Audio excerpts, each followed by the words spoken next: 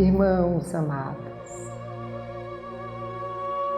esta noite, antes de iniciarmos, vamos nos permitir acalmar os nossos espíritos diante desse vento tão forte que às vezes se apresenta furioso, tentando destroçar os ramos da árvore que é a família, levando parentes, pessoas queridas, e aparentemente nos deixando impotentes. E eis que assim uma angústia toma conta de nossas almas. Mas precisamos nos lembrar. E se fôssemos aqui criar uma metáfora de um trem que aparentemente se desgoverna e sai dos trilhos, nós precisamos nos lembrar que apesar dessa trajetória ser interativa, o maquinista é Jesus.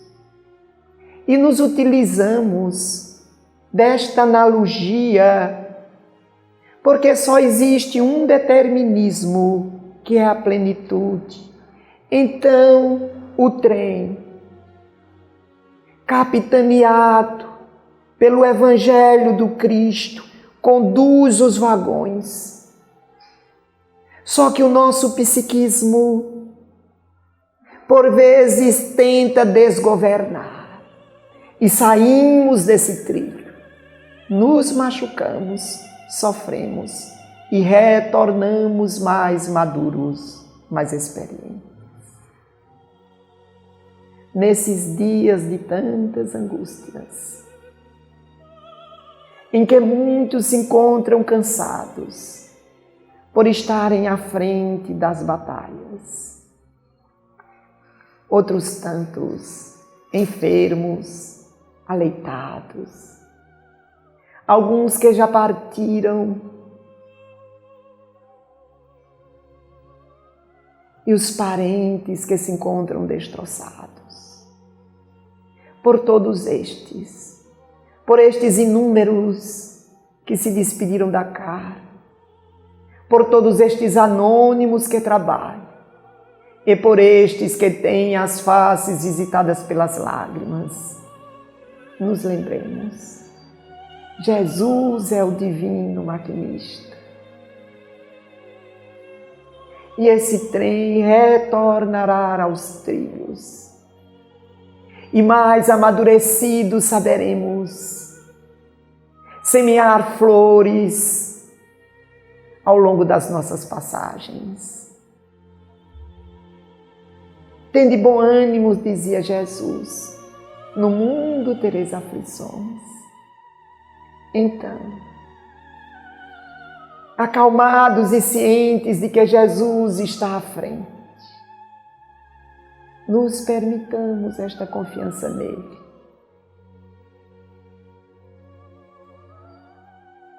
Por alguns instantes, nos permitamos sentir este hálito suave, que balsamiza, que além, que nos dá a certeza da imortalidade, que enxuga nossas lágrimas, como se escutássemos Ele a falar aos nossos espíritos: sou eu, estou aqui, não temais.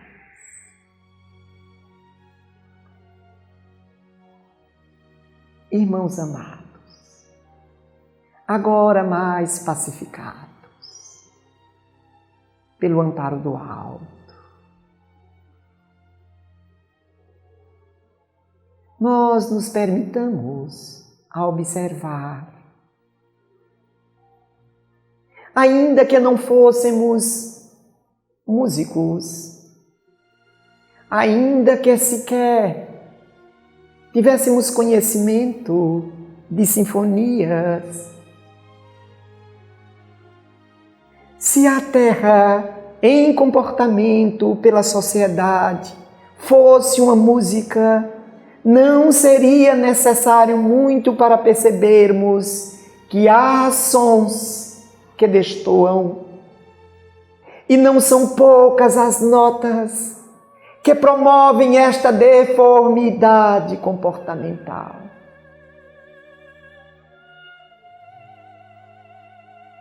Só precisa que nós paremos para observar. É nítido,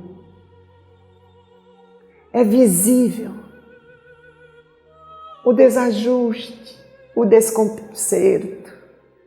Não somos uma família, um rebanho, suavizados temores dos lobos famulentos lá fora pela confiança no pastor. Somos, por imprevidência, por massificação, muitas vezes, lobos em comportamento, promovendo desajuste, separando o rebanho, ceifando esperanças. Mas não podemos nos permitir que o desespero assuma o comando de nossas almas. Destes inúmeros desajustes, nestas inúmeras notas dissonantes, nós queríamos hoje falarmos especificamente de uma.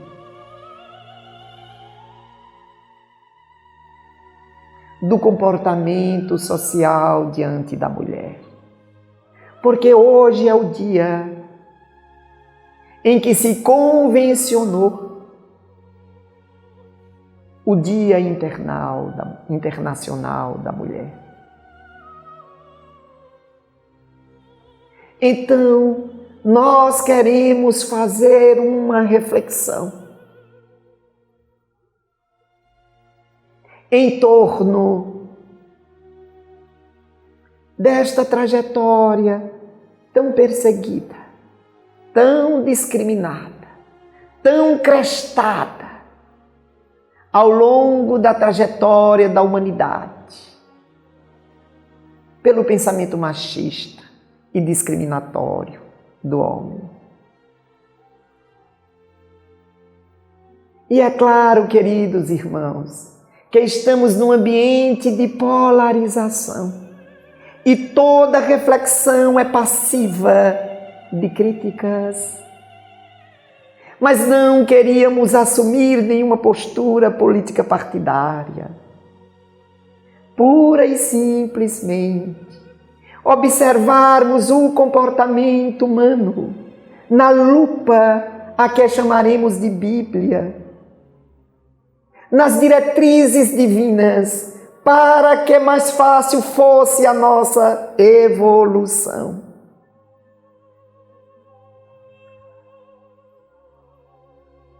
Porque estamos em um momento conflituoso. Ilya Prigogine, Prêmio Nobel de Química, ele faz um estudo e chega à conclusão que a matéria não vive num caos. O caos é apenas um instante que antecede o cosmos. E que por vezes existem fatores exteriores para acelerar essa harmonia. Por exemplo, se pegássemos a experiência de Bernard, e este cientista, ele coloca o líquido sob uma ação exterior da temperatura e nota que no primeiro instante, com o aquecer, há uma modificação nas moléculas para que depois elas assumam uma forma bem mais delineada, harmoniosa, equilibrada, as células hexagonais.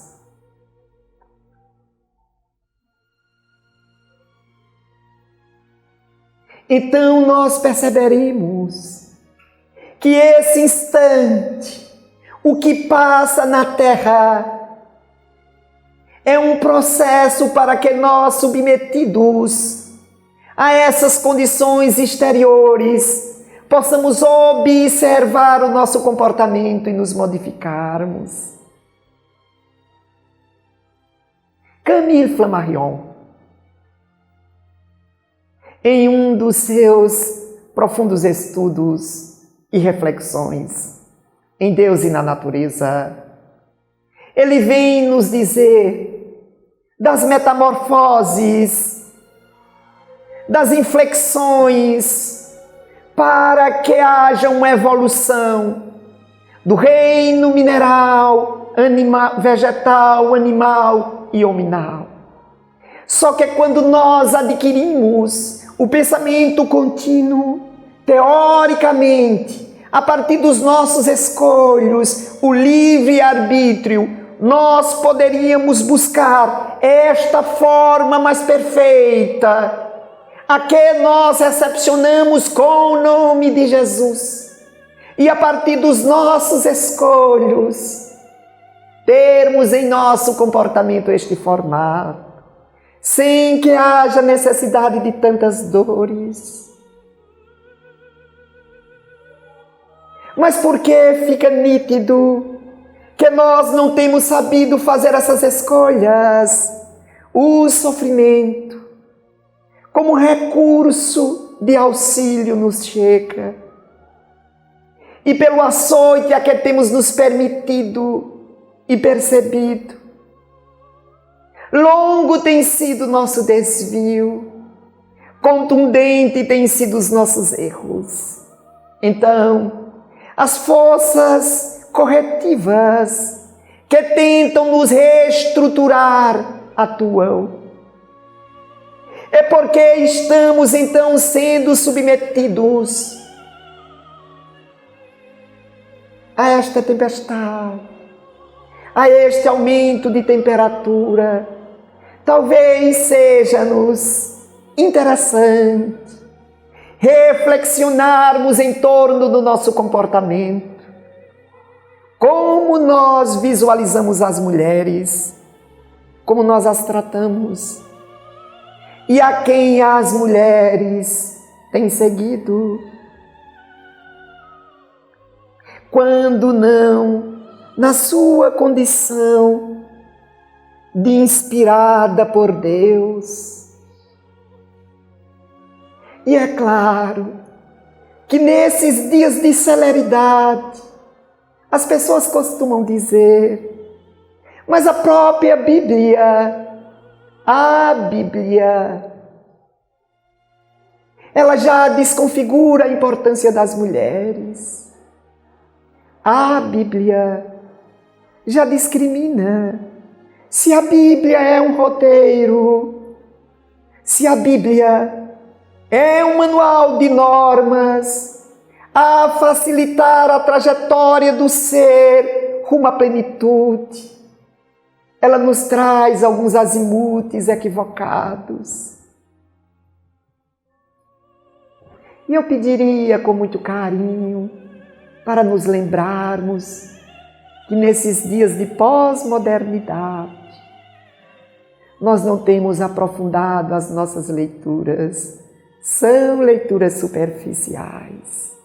Quando não, sequer lemos, nós pegamos a impressão de alguém, a compreensão de alguém, e não podemos nos esquecer que o texto, ele se submete ao crivo do leitor, à lupa de quem o lê. E quando nós estamos falando da Bíblia, principalmente o Pentateuco, e pontualmente a Gênese, nós estamos falando de um poema hebreu, rico em simbologia e em espiritualidade. E os símbolos e a espiritualização não se encontram estampados nas faces, é a mensagem subliminar. É o não dito que está por trás do dito. Na pressa, na celeridade, não poucos leitores dizem: a Bíblia é a palavra de Deus. Mas eis porque nós pedimos com carinho. Nós vamos classificar para esse instante exclusivamente 2 aspectos que precisamos observar para iniciarmos a leitura e ela ser mais rica a nossa compreensão. A Bíblia, ela tem uma parte, inequivocamente, e este é o grande propósito, escritos inspirados por Deus, mas não em sua totalidade. Há uma parte que vem do alto, metaforicamente falando. Há uma parte que é inspirada por Deus pelo crivo do intermediador, do profeta, do médium e do que escreve.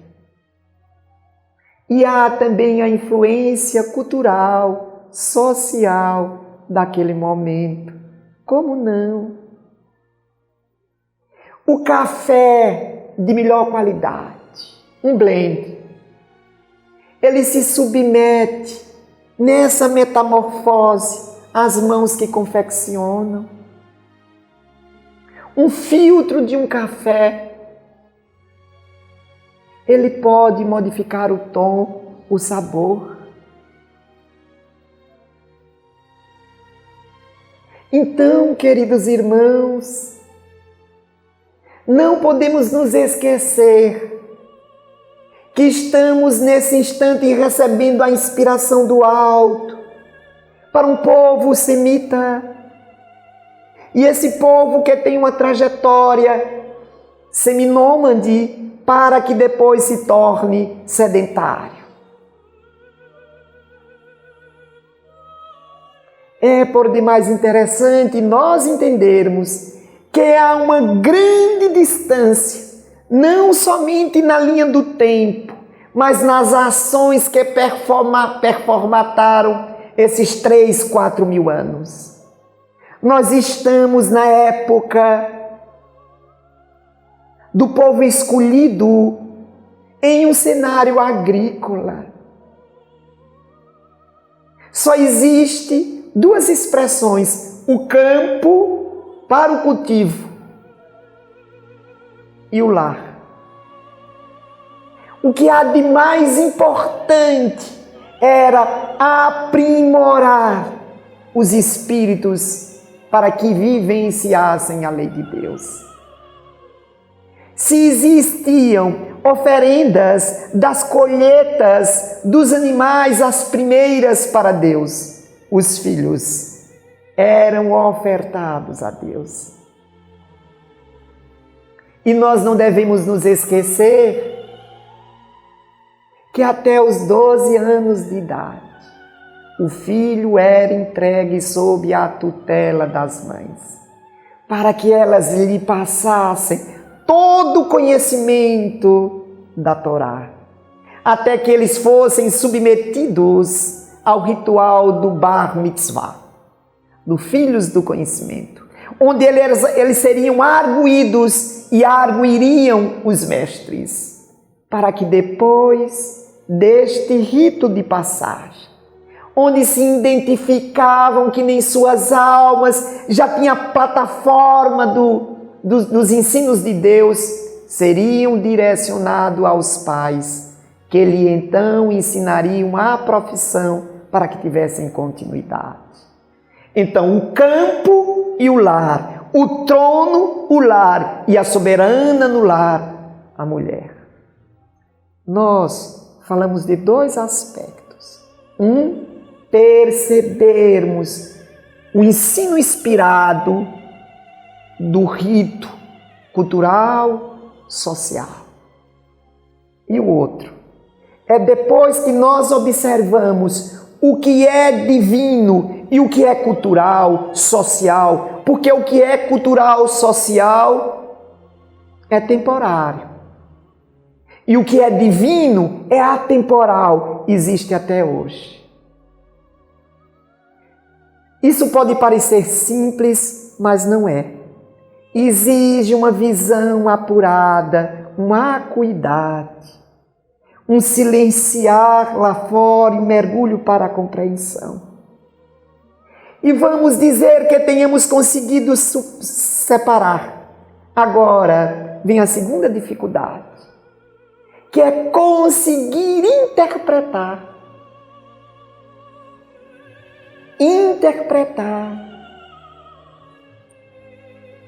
Eu queria, porque isso sempre suscita algumas discussões, passar uma regra que diz que quem vai fazer uma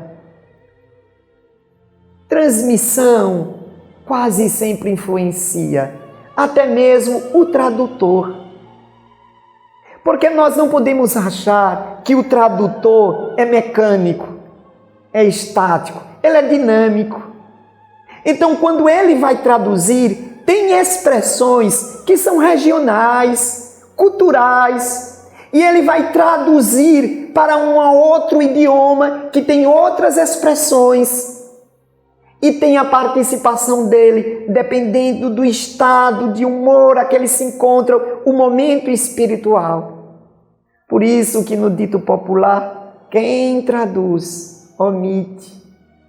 emite a sua opinião pessoal e muitas vezes confunde. Por que nós trazemos isto? Porque existe uma citação na segunda epístola de Paulo a Timóteo, no capítulo 3, versículo 16, que é utilizado por muitos daqueles que estudam, mas não se aprofundam, porque ali em uma tradução se diz que toda escritura é inspirada por Deus e como tal serve para instruir, corrigir, orientar. Mas talvez essa não seja a tradução correta. Talvez a melhor tradução seja: qualquer escritura inspirada por Deus. Não é que toda escritura é inspirada. Qualquer escritura inspirada por Deus serve para instruir, corrigir, orientar. Então a gente precisa saber a escritura que é inspirada por Deus, porque esta serve. Então, se nós sabemos, nós poderemos interpretá-la. Porque as primeiras expressões da criação, se nós voltarmos ao princípio, e o primeiro livro da Bíblia, a Gênese, chama-se Bereshit em hebraico, que quer dizer no princípio. E ali, no capítulo 1, versículo 27, nós precisamos saber interpretar. Porque diz: Deus criou o homem à sua imagem, a imagem de Deus o criou. Homem e mulher os criou. Quando nós recepcionamos essa tradução, nós vamos encontrar duas vezes neste mesmo verso a palavra homem. Só que em hebraico não é assim. Já que a Gênese é escrita em hebraico. E quando diz que Deus criou o homem à sua imagem, esse primeiro homem que nós recebemos na tradução é Adão. E Adão, por sua vez, já tem duas significações. Adão quer dizer humanidade. e quer dizer também o primeiro homem, a que comumente chamamos de Adão. Mas entendamos que em hebraico, neste verso, quando o escritor está escrevendo, o autor, ele não escreve duas vezes Adam em hebraico. Então nós vamos encontrar da seguinte forma: Deus criou o homem à sua imagem, a imagem de Deus o criou, homem e mulher os criou. Para que ficasse claro que este homem é a humanidade. Em hebraico é Ish e Isha, homem e mulher. Para que homem e mulher se transformassem em Adão, na humanidade.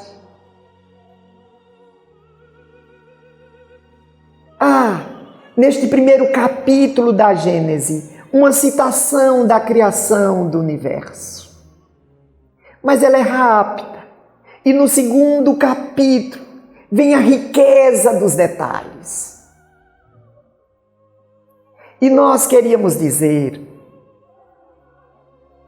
que quando, no segundo capítulo, Deus cria a partir da terra, do firmamento, tudo, Ele vai criar o homem e pede para que o homem tenha domínio por sobre todos, por sobre os animais da terra, do céu e das águas. Porque ali não diz, em momento algum, que o homem terá supremacia por sobre outro homem. E há quem diga que o homem tem uma superioridade porque ele foi criado primeiro do que a mulher. E se for dentro desta linha de pensamento, nós queremos lembrar que primeiro foi criado a terra. E diz que o homem foi criado do pó da terra. Então, a terra teria superioridade. Mas se é numa escala crescente, onde o ápice vem no final, a última criação é a mulher. E é a mulher que nos dias da semana inicia o Shabá. Inicia o dia voltado para perceber Deus na natureza. Mas nós costumamos dizer que a mulher foi feita do homem. É que nós temos uma dificuldade de compreensão. Se nós fôssemos ler a mensagem subliminar, esta mensagem subliminar, ela vem nos dizer que o homem não se relacionou com ninguém, nem mesmo com o Criador, até que fosse criado a mulher. E é interessante que Ava, a primeira mulher, Rava, quer dizer vida. Deus separou a vida, que quando o homem estava esculpido, não conseguia perceber e não se relacionava. Então, ali nós vamos encontrar a expressão da criação. E quando nós estamos neste segundo capítulo, quando Deus viu que o homem se encontrava em silêncio, Ele disse que ia criar uma auxiliadora idônea. Encontrarão essa tradução na grande maioria das Bíblias. Nós precisamos trazer algumas reflexões. Porque quando a gente lê auxiliadora, auxiliar para nós é aquela pessoa submissa, auxiliar de pedreiro, auxiliar de cozinha, é aquele que obedece. Mas é que nós nos esquecemos que há uma tradução. Porque a auxiliadora, em hebraico, nós vamos encontrar a expressão Ezer. E das 21 vezes que é usado a palavra Ezer nas antigas escrituras, 21 vezes quer dizer auxílio de Deus para a humanidade. Das 21, 16 vezes, nos perdoe, é o auxílio de Deus para a humanidade, Ezer. Então poderemos entender que Ezer, esta auxiliadora, é um auxílio divino no ser humano, para que ele tenha a percepção do mundo pelos sentimentos. Porque a expressão Ezer Kinegdou, auxiliadora idônea, Kinegdou, vem da palavra Negeb, que quer dizer aquele que fica em frente, aquele que confronta. Então seria uma auxiliadora que confrontaria. Então ali, na mensagem subliminar, talvez esteja a vida, mas a verdadeira vida, que muitas vezes vai ficar em frente ao homem, para que ele não caminhe destruindo. Então, por vezes, será o obstáculo. Mas o obstáculo reflexivo, para que ele veja com o tom da vida, porque Deus é amor. O auxílio de Deus na humanidade é para que nós aprendamos a amar. Então essa auxiliadora seria aquela que traria a visão de Deus à sociedade, muitas vezes se contrapondo ao homem.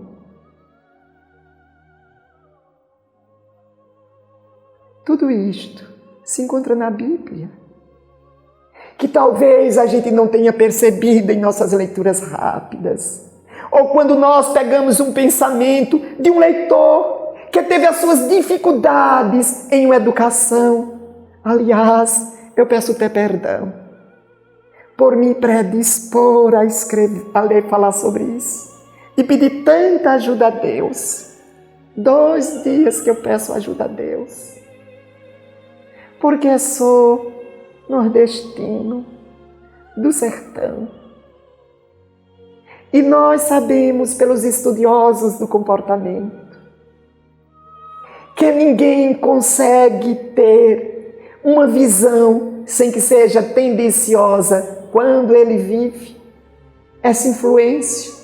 E como posso dizer que na minha visão não tem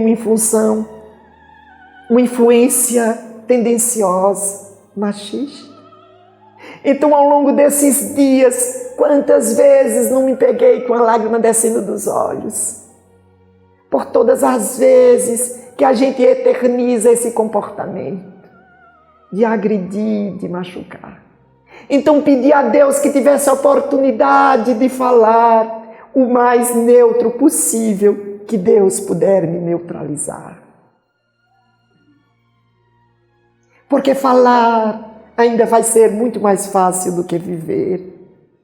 E como nós temos que aprender, e chegamos a visualizar que as mulheres também influenciadas, muitas tentam conquistar o espaço, a condição de homem, também com pensamento frio, e ganham destaque no mundo transitório. E não se eternizam diante do olhar divino. Porque não falta gestão masculina na sociedade. Falta o olhar de amor, a gestão de amor. Porque, queridos irmãos, nós estamos na pós-modernidade. Nos permitamos a influência. Se fosse no ambiente da filosofia, nós temos o pensamento platônico. Platão traz a visão da mulher há condição de ser sublimado. Platão, na República, ele diz que a mulher pode ocupar qualquer espaço na divisão. E diz que o Estado, que não dá oportunidade à mulher, age da mesma forma que um exército que só treinasse um braço de um homem. Mas Aristóteles, que o pensamento acadêmico sobrevive até hoje, e nós não podemos deixar de ser gratos, diz que a mulher é passiva, que ela age somente com a terra, mas que todas as informações vêm na semente da árvore, e é o homem que cede essa semente. Talvez nós não tenhamos sabido acolher a parte sã de cada um dos mestres que aqui vieram, porque são espíritos também em evolução, com exceção do Cristo. Só Jesus, não nos esqueçamos disso, nós podemos agasalhá-lo pleno nos dias de hoje, combo só do Evangelho do Cristo. Mas não descartemos ninguém, com todos nós poderemos pegar a melhor parte. Porque Simone de Beauvoir,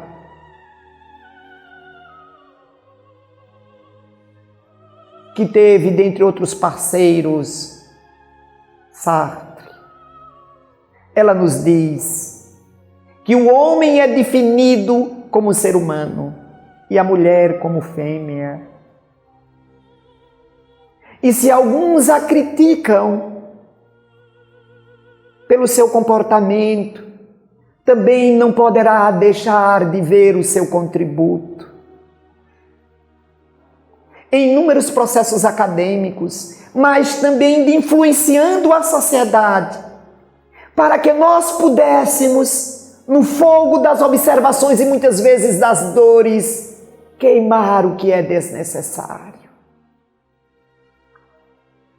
E se nós precisamos reflexionar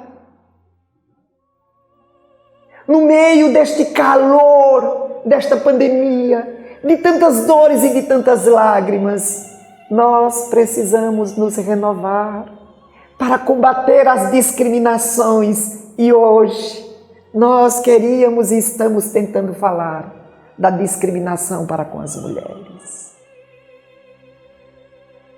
Porque observemos o Talmud. O Talmud, onde poderíamos dizer que é uma Torá oral, e tem uma parte que é normativa, outra parte é interpretativa, é hermenêutica.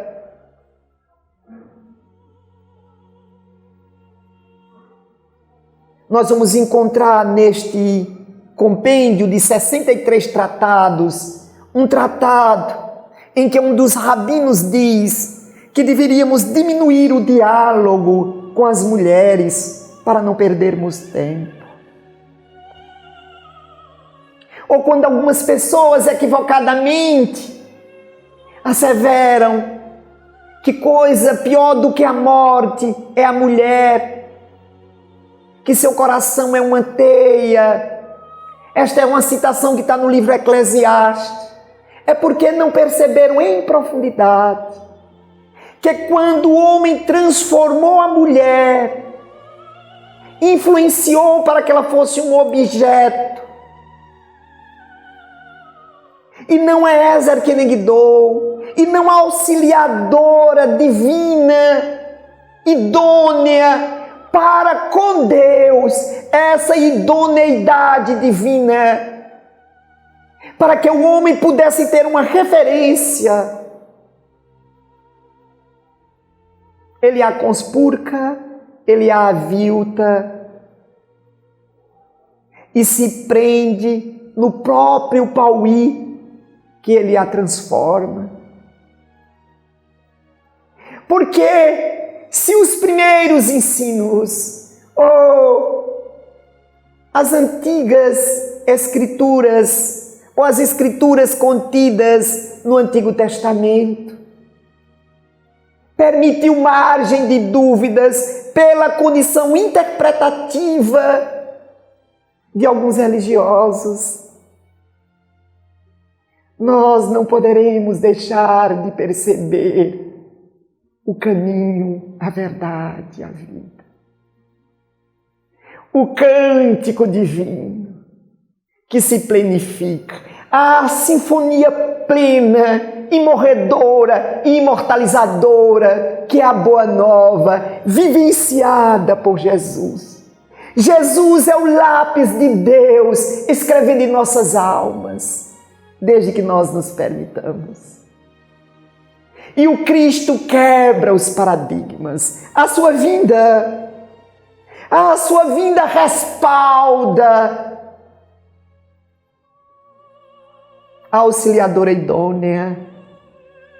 Ele vem uma adolescente, comprometida na primeira fase do casamento, onde da primeira para a segunda, do contrato para o convívio, não tinha um envolvimento físico.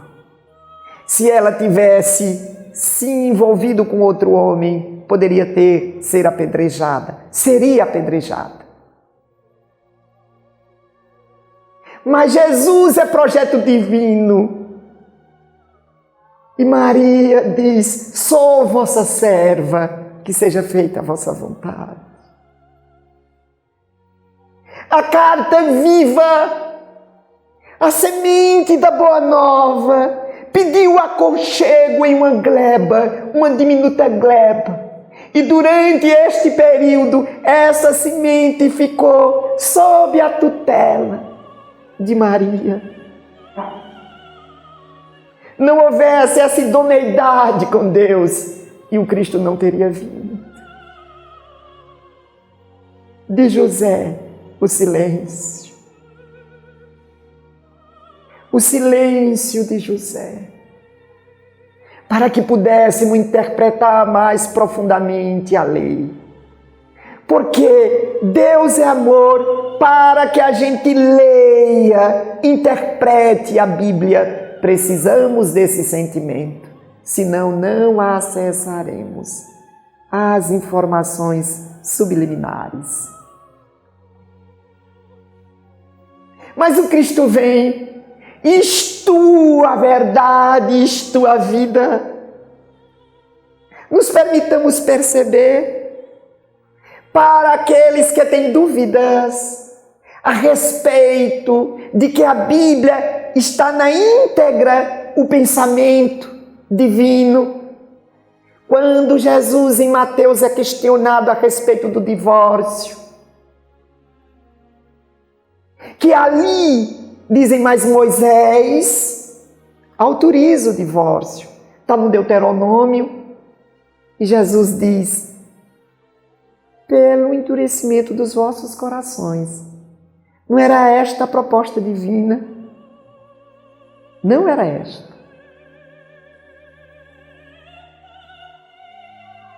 Ali ele diz que a Bíblia não está escrito para aquele momento o ideal divino. Nós não tínhamos ainda o alcance do amor para interpretar. Então Moisés permite, pelo endurecimento dos vossos corações. Mas nos permitamos acompanhar o Cristo. Se no Talmud assevera que não deveríamos perder tempo com as mulheres, nós vamos encontrar Jesus com Marta e Maria. E diz a Marta que Maria estava com a melhor parte. E não são poucas as seguidoras do Cristo. Neste ambiente fértil, que é a condição da afetividade que a mulher possui. Ele fala do reino de Deus para uma samaritana. para aquele povo que era tido como herético. Ali ele fala da água viva e fica claro que os seus seguidores não conseguem entender um homem falando com uma mulher sem a companhia de outro homem. E Jesus fala do reino de Deus e ela o compreende e diz: deixa eu ir buscar os meus. Maria de Magdala, que Jesus a convida, ensina-lhe o verdadeiro amor e ela aprende a amar e o Cristo se apresenta a ela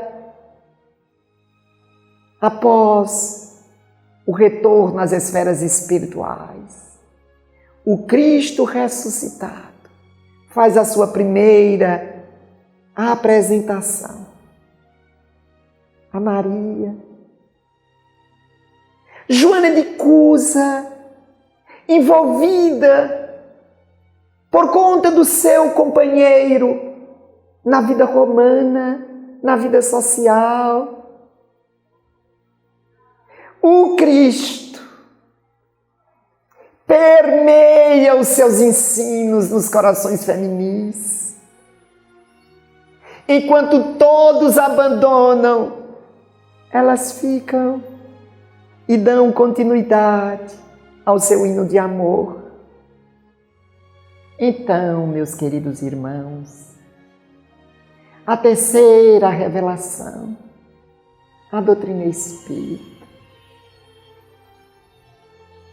E nós poderemos até observar esse espírito, Hippolyte Léon Denisard Rivail, que criaria esse espaço para que essa semente, de volta à vivência do Evangelho, para que o aroma da Boa Nova capacitasse o ser para esse instante, onde o conhecimento viria a pós-industrialização. E não podemos deixar de perceber a companheira que lhe fecunda a alma, para que ele pudesse ver, além do conhecimento literário, além da proposta da academia, da ciência, a inspiradora Amélie Baudet, que adredemente preparada, cronologicamente mais velha, para que fosse a gestação do pensamento divino, a nutrir as linhas que eram devidamente inspiradas nesse espírito multimilenário, que apresentasse à sociedade com Allan Kardec. E no Livro dos Espíritos, esse compêndio que consorcia ciências como sociologia, antropologia, religião, o Livro dos Espíritos, que é constituído de 4 partes, ou 4 outros livros dentro deste livro. E o terceiro livro, As Leis Morais. O 9º capítulo, a Lei da Igualdade. As questões 817 e 818. Quando Allan Kardec, recepcionando as impressões necessárias, o azeite, para que se acendesse a candeia e favorecesse a compreensão, para que os passos pudessem ser mais lúcidos. Ele então pergunta: são iguais perante a lei o homem e a mulher? Ambos têm os mesmos direitos? E os espíritos respondem: não foram feitos igualmente por Deus, dotados de livre-arbítrio, com a capacidade de fazer escolhas? E quando Kardec pergunta: e por que em alguns países a inferioridade feminina? Os irmãos respondem: pela dureza, pela ignorância, pela crueldade dos homens. Então, nós temos a doutrina espírita para luarizar as almas que se tornaram pragmáticas, objetivas, para que o cheiro do Cristo as enterneça. Se outrora, num cenário agrícola, de uma cultura ainda presa pela violência, as luzes do alto já apresentavam a mulher como inspiração divina, a doutrina espírita pede espaço ao homem em seu comportamento antropofágico e conclama: já que agora a sociedade pós-industrial atesta que a mulher desenvolve-se, apresenta e suplanta as gestões masculinas em muitos aspectos, para que nós percebamos que homens e mulheres somos abordagens divinas, que é quando nos tornamos um em pensamento, temos assim a visão e a execução da proposta de Deus.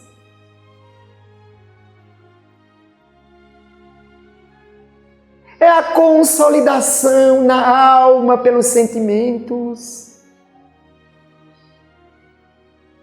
Precisamos rever os nossos conceitos.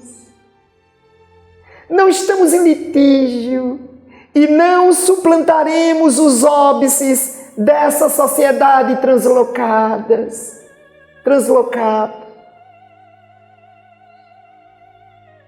Sem essa coesão, sem essa harmonia. E não poderíamos deixar de concluir essa nossa reflexão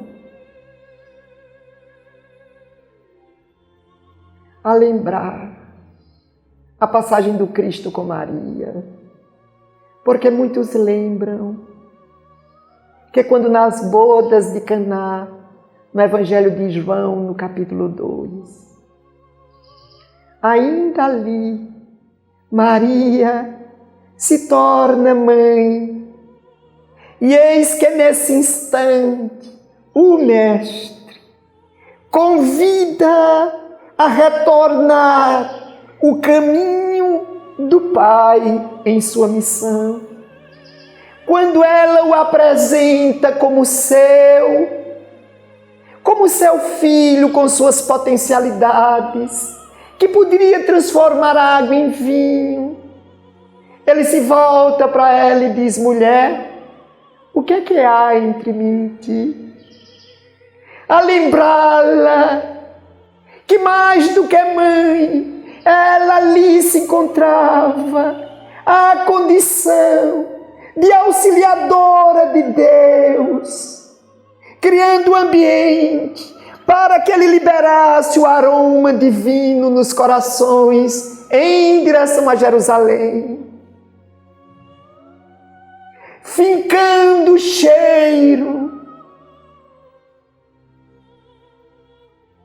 A partir do momento que ele aceita a cruz, o madeiro inflamante, expandindo a luz que ilumina os arcanos da alma que se permitem.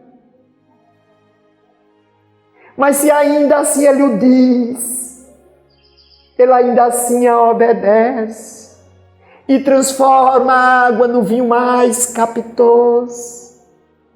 Porque ela assevera aos homens ali que se predispõem a atendê-la: fazei tudo o que ele vos pedir. É o mandamento de Maria. É o mandamento da mãe aluna, da mãe colaboradora, da serva de Deus. Façais tudo, pois, que Jesus vos pedir.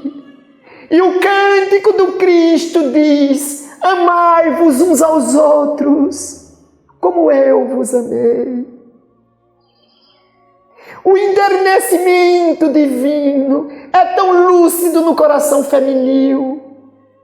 É quando os espíritos evoluem, desenvolvendo as suas potencialidades ou seus arquétipos no pensamento junguiano, ânima e ânimos se locupletam. Então o espírito é proativo e enternecido.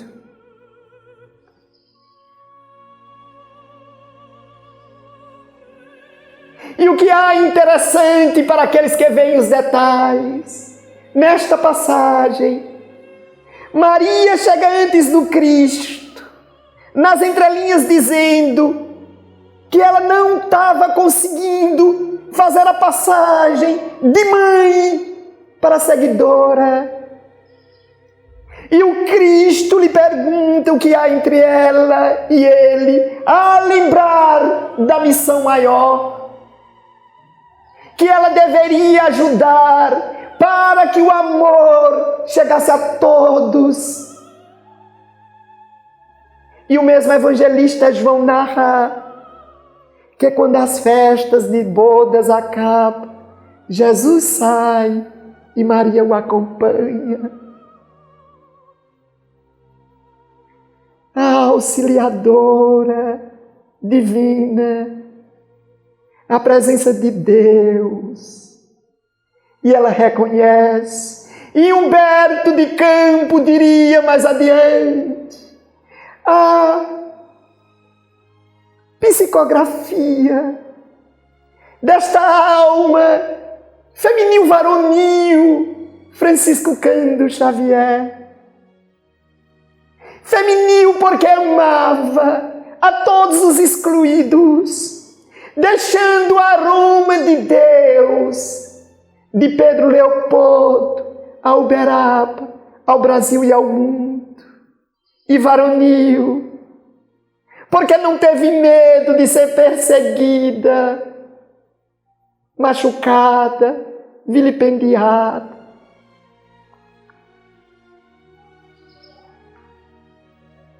E Francisco Cândido Xavier recebe a inspiração e, se permitindo ser o mais neutro possível, sob a influência de Humberto de Campos, narra que muitos anos depois da partida do Cristo para as esferas espirituais, Maria, que acolhe João à condição de filho, e vai para a ilha de Patmos, em Éfeso, e prossegue acolhendo os desalentados, os feridos, excluídos, trazendo alento, esperança e brilho, e já cansado, sentindo as forças orgânicas se minar, ver um necessitado de longe, em direção, como se estivesse vestido em andrajos,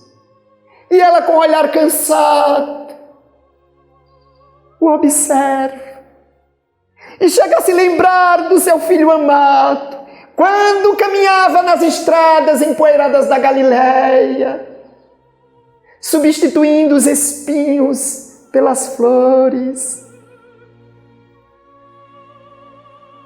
E ele, que se aproxima, quando mais próximo, se ajoelha e vem lhe beijar os pés. e ela o olha enternecida. É quando ele deita o seu olhar e ela tem certeza que ali está aos seus pés o Filho amado, que vem lhe dizer que apesar da condição de plenitude, seria impossível não lhe agradecer.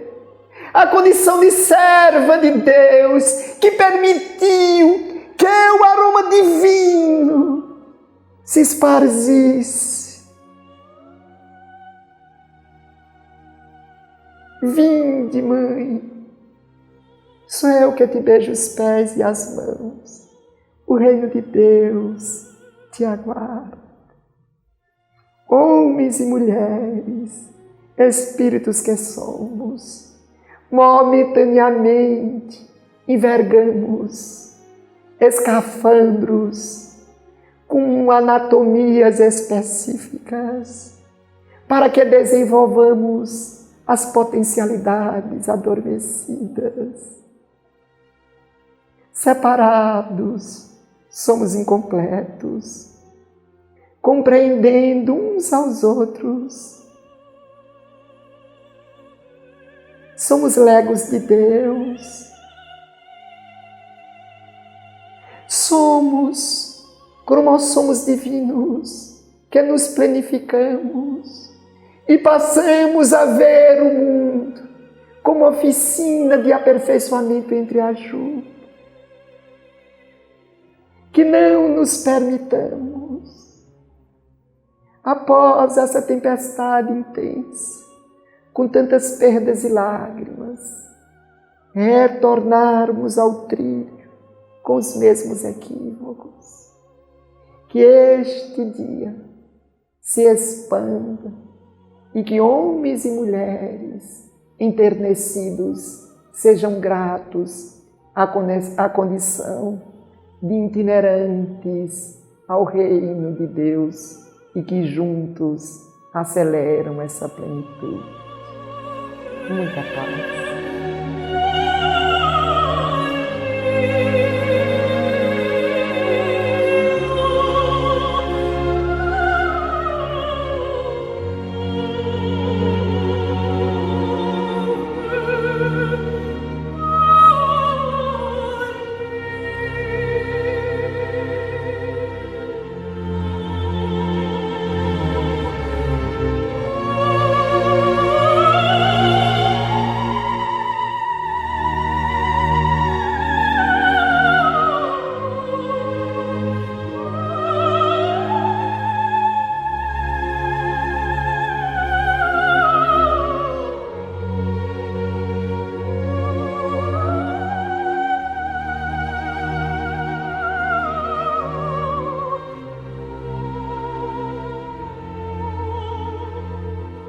Vamos agora ao nosso passo, rogando a todos os médios passistas, a todos que estão angustiados com seus familiares e entes queridos. Recorde que o passe é uma transfusão de amor. Então, aqueles que amam, aqueles que tentam se renovar e que já pedem pelos outros, nos conectemos a Jesus. Senhor amado, Jesus querido, eis-nos aqui e não podemos deixar de mostrar as nossas faces orvalhadas pelas dores, mas também os conflitos de não termos entendido o Teu exemplo, de não termos aceitado a Tua escrita em nossa alma. Ó Jesus querido, nos auxilie a retirar esses espinhos e mais celeremente caminharmos ao jardim fecundo de Deus. Ó Cristo, Visitai as mães angustiadas, as companheiras inquietas, as filhas desesperadas. Olhai pelo pensamento despótico, renovai-nos. Senhor amado, vinde com teu bálsamo, sede de volta o nosso guia, assume o comando e colocai o trem no trilho de Deus. Permaneçais conosco hoje e sempre, que assim seja.